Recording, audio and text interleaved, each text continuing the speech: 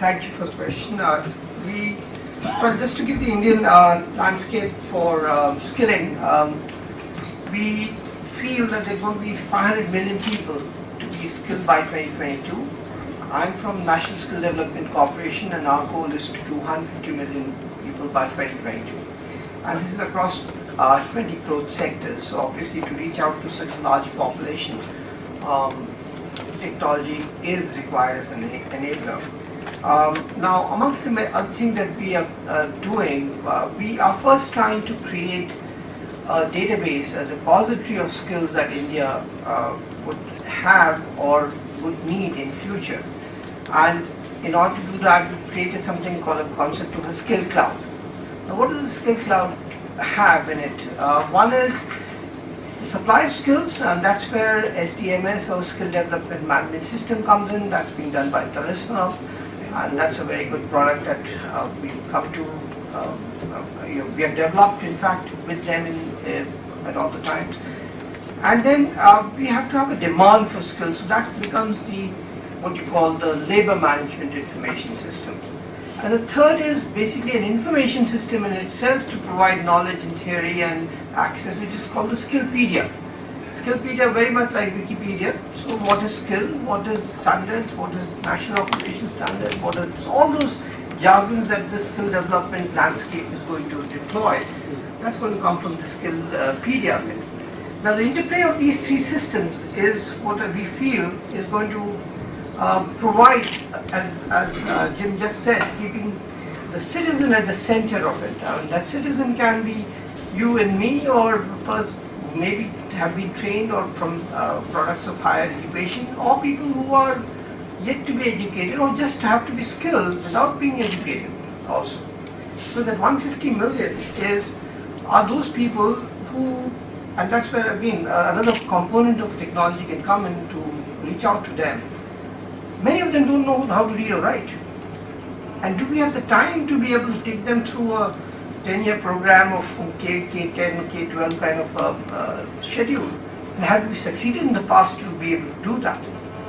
So and why we are doing all this is because the average age of an Indian is becoming lesser by the day. So India, the average age of an Indian will be 29 years by 2020. And Japan will be at 38.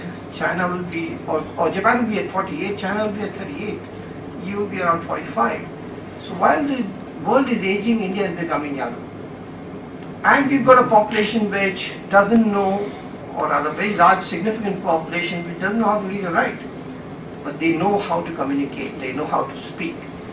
And India, well, whichever percentage you take of the population, there's a huge number to work with. So I'm not saying this is something that we have to work towards and everybody. So higher education has to, first of all, it's a mapping exercise to do a segmentation analysis where the higher education space and where, let's say, the people who want to get skilled without being educated, and people with education and skill, and all the kind of combinations we have to make. Now, that's where we need to kind of reach out to this, whether it's 150 or 500 million, people who are working with their own preferences and tastes and have their own, they're coming from 29 different states. So India is also a United Nations of 29 countries, so that's where we have to make it specific to them. Second, they may or may not have access to websites. So I'm not a very big fan of websites and internet learning alone, because I will not be able to access them. If there are 900 million mobile users and there are only 200 million internet users, my target population coming from the difference between the two. So for them, how do I reach? So that is where the technology will again come into play. How do I reach the person through mobile phone? How do I reach the person through his or her language of communication? Because the person may not be able to read the written word, and yet the person has to be skilled in some shape or form, skilled with an outcome. The outcome can be either wage employment or a self-employment. Be it a farmer itself. If the farmer gets to know the right choice of seed, the right way to analyze the soil, the way to when to sow, when to reap, gets information on the weather patterns, and a little bit of finance to be able to access the nearest mandi, the productivity of a farmer doubles. So suddenly from being a farmer he becomes an entrepreneur. How do we make that happen? So that's the kind of challenge where technology can play a very big role. And we feel that skill development leading to an outcome where this outcome is going to be decided by the industry. So that's the big shift that we're trying to create between academia and industry.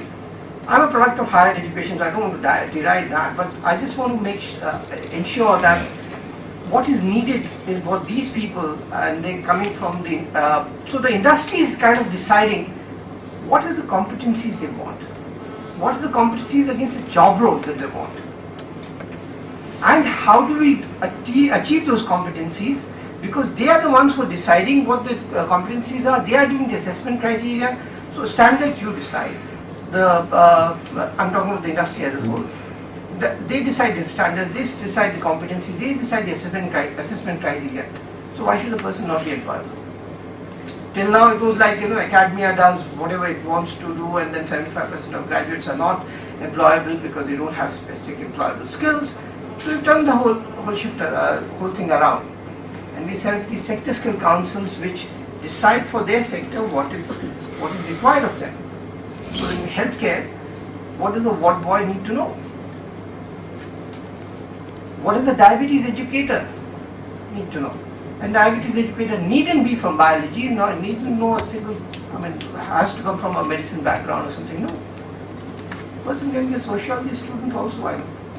Can be has to have a counseling background and skills related to diabetes. Now 1 in 3 in India is diabetes affected person. See the amount of jobs that can be created by being a diabetes educated itself.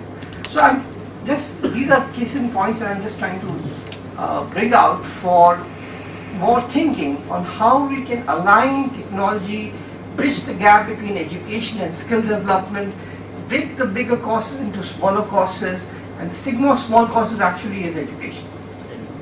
But each course in itself becomes a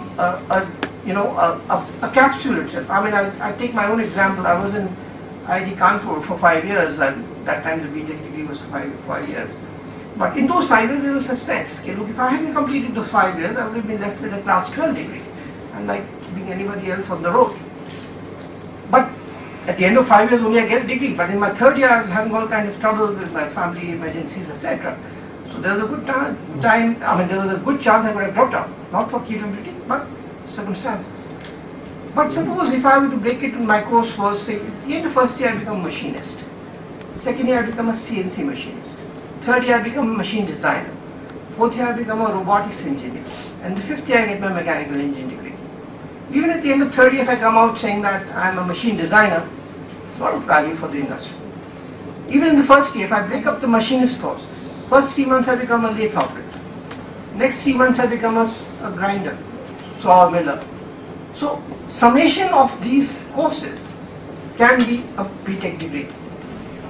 And we have to now see how people can drop out of 3 months, not a problem. But they have something, what we call is hunar hai to qadar hai, skilling has respect. That is what we need to propagate. So there will be people who will complete the 5 years, there will be people who do the first 3 months, and there will be people in between. There will be people who leave the education, come back, dabble around.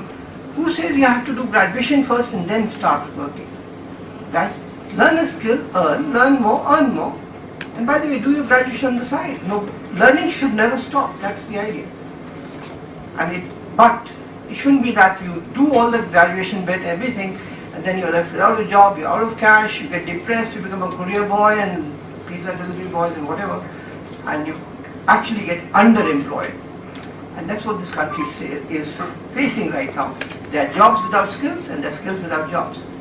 And that mismatch has to be brought to a head somewhere and matched off, and I think that's where technology can come as a big enabler.